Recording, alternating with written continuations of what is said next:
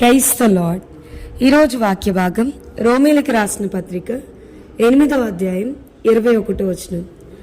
అవిధేయులై ఎదురాడు ప్రజలకు నేను దినమంతయు నా చేతులు చాచితిని అని చెప్పుచున్నాడు. ఈరోజు ఈ వాక్య భాగం ద్వారా దేవుడు మనతో మాట్లాడుతున్నారు.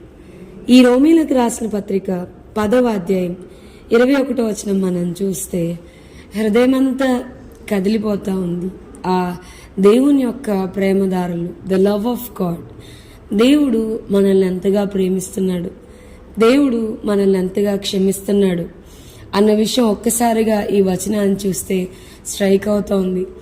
దేవుడు తన స్వరూపమందు తన పోలిక చొప్పున మనల్ని ఎంతో ప్రేమించి చాలా జాగ్రత్తగా కాన్సన్ట్రేట్ చేసి మనల్ని తన స్వహస్తాలతో నిర్మించినప్పుడు, పాపం ద్వారా మనకి దేవునికి మధ్య సెపరేషన్ వచ్చినప్పుడు, ఎడబాటు వచ్చినప్పుడు, దేవుడు తానే ఒక స్వయంగా రిక్తునిగా ఈ లోకానికి వచ్చి మన బదులు మనం శిక్షించబడాలి. మనం చేసిన పాపాలను బట్టి మనం కొట్టబడాలి. మనం చేసిన పాపాలను బట్టి మన దేహం చీల్చబడాలి. మనం చేసిన పాపాలను బట్టి మన రక్తం చిందించబడాలి. మనం చేసిన పాపాన్ని బట్టి మనం సిలువ వేయబడాలి. కానీ మనల్ని పరలోక రాజ్యానికి చేర్చడానికి వచ్చిన ఈ ఎడబాటును తీసివేసి దేవునికి మనం దగ్గర అవ్వడానికి ఆయన he has paid the price. మొత్తం బలనంతా కూడా ఆయన చెల్లించారు. ఇంత చేసి కూడా ఆయన తన రక్తాన్ని చిందించి తన ప్రాణాన్ని పెట్టి సిలువను మోసి తన ఆఖరి రక్త బొట్టు కూడా మన కొరకు కార్చిన దేవుడు. ఇంకా అది కూడా కాదు, తన ప్రేమనంతా కనపరిచిన స్థలము ఆ క్రాస్ కదా, ఆ సిలువ కదా.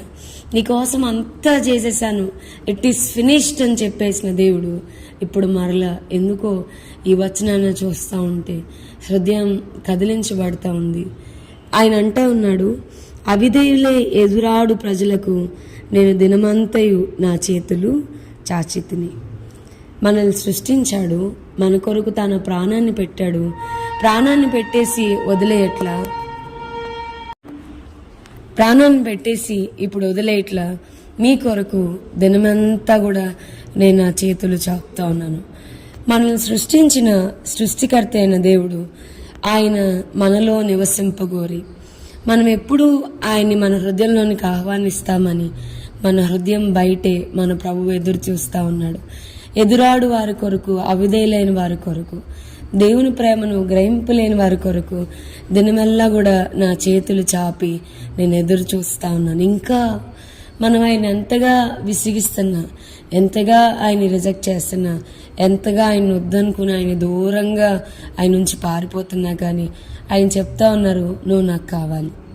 ప్రతిసారి ఆయన హర్ట్ చేస్తున్నా, ప్రతిసారి ఆయన గాయాలను రేపుతున్నా, ఏసై ఎవరో మనకి తెలిసిన ఆయన కొరకు మనం బ్రతకుండా బాహాటంగా ఆయన సిలువ వేస్తున్నా కానీ ఇంకా మనల్ని క్షమించడానికి సిద్ధపడి దినమెల్లా తన చేతులు చాపుతున్న ప్రభువుని బట్టి ఈ వాక్యం వింటున్న మనలో ఆయన ప్రేమను అనుభవిస్తున్న వారమే మన హృదయం అంతటిని కూడా కృతజ్ఞతతో నింపుకొని దేవుని స్తుతిద్దాం. ప్రభా, ఈరోజు వాక్య భాగం ద్వారా మీరు మాతో మాట్లాడినందుకు వందనాలు. వాక్యం వింటున్న మా ప్రియులైన వారిని అందరినీ దీవించండి, ఆశీర్వదించండి. వారి హృదయాల్లోనికి మిమ్మల్ని ఆహ్వానించుకోవడానికి కృపను అనుగ్రహించమని యేసు నామమున అడిగి వేడుకొనుచున్నాం తండ్రి. Amen. God bless you and have a blessed day.